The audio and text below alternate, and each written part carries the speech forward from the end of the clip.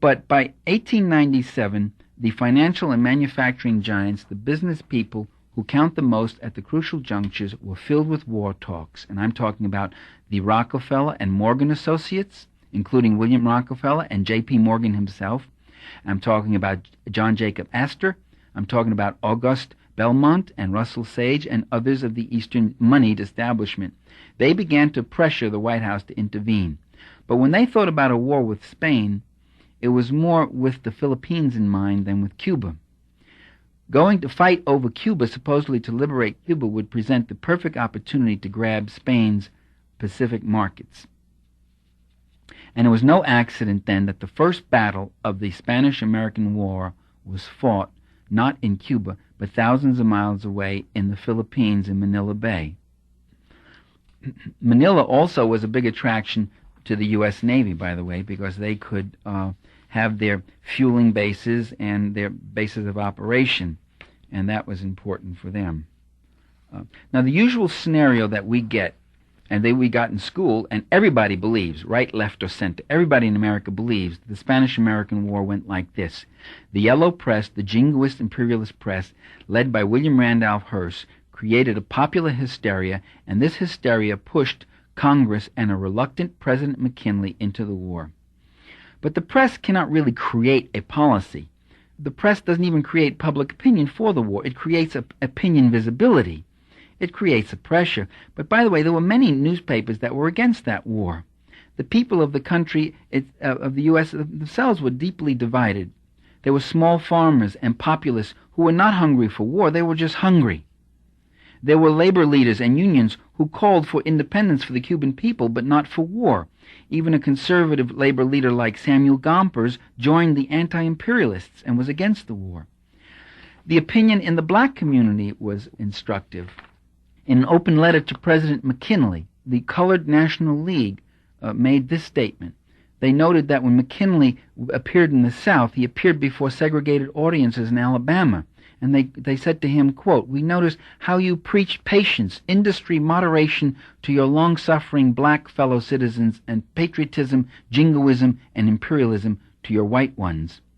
They observed that it's odd that the U.S. government says there is no federal jurisdiction when it comes to trying to stop the murders and atrocities that were going on in South Carolina, Alabama, Georgia, Illinois, Kansas, and a number of other states. The federal government had no jurisdiction. That was a matter for the states.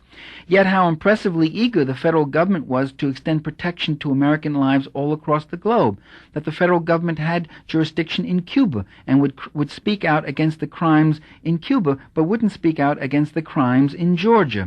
And so the black community noticed this. And there were other black newspapers that said, "Let Uncle Sam keep hands off other countries till he has learned to govern his own. Human life at home should be protected before reaching out to protect others." A Richmond black newspaper said, "People denied the right to vote should be excused from the duty to fight for their country." The Washington Bee in Washington, D.C. said, "The Negro needs freedom as much as the Cubans." Aside from race, there was some of the black press that even questioned the necessity and legitimacy of the war on its own grounds. They thought it was oddly inconsistent that the U.S. was apparently concerned about the Cubans and yet doing nothing for the Cuban independence fighters themselves. They said things like, why did not the McKinley administration recognize the Cuban revolutionary government, sell them supplies and munitions, and let them alone to win their own independence, instead of having to enter directly into the war? On the eve of the war, by the way, Spain acceded to all U.S. demands on Cuba. Spain agreed to pay reparations to the Cubans. They agreed to abolish the detention camps.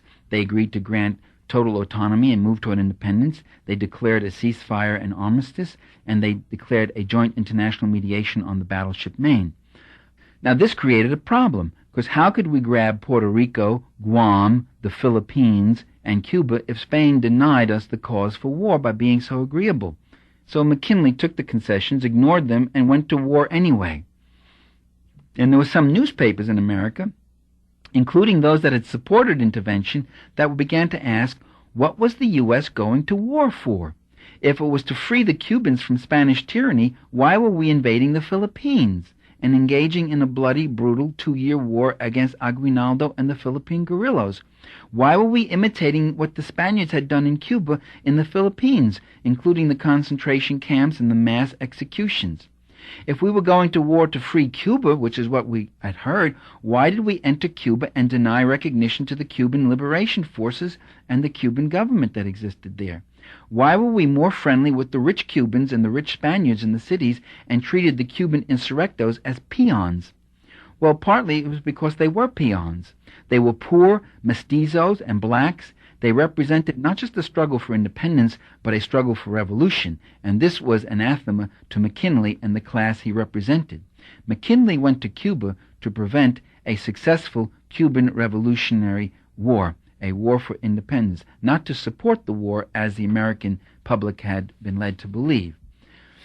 And so it was with these imperialists. They used anti-imperialist sentiment, the widespread support among the American public for Cuban independence and the end of Spanish imperialism. They used that anti-imperialist feeling to advance the cause of American imperialism, playing on that sentiment to get us into a war that didn't liberate anyone, that imprisoned the Filipinos, that put the Cubans under U.S. political and economic suzerainty. Cuba was given a formal independence by 1902.